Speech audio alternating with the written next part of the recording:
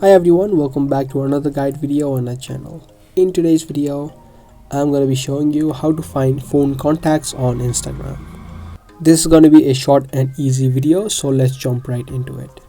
Tap your profile icon on the bottom right, and after that you will see an option of discover page right here. If you don't see this option, you can simply tap on this human icon right here and the menu will drop down. Now first it's going to show you all of your celebrities if you have not connected your contacts yet. So to connect it, you tap on this see all option. Here you'll have an option of connect contacts. Now the thing that you need to remember is that if you connect your contacts, not only you would be able to find other people on your contacts, but other people who have your contact would also be able to see your contacts in their discover page. So if you want that to happen, you can tap on connect and then tap on allow access. Now once you do that, in the discovery page, it's only going to show you people that are on your contacts, and it's going to show you less of other people such as celebrities.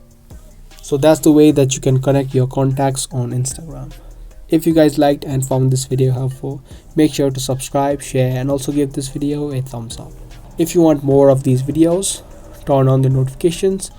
And that's going to be all for today, and I'll be back with more.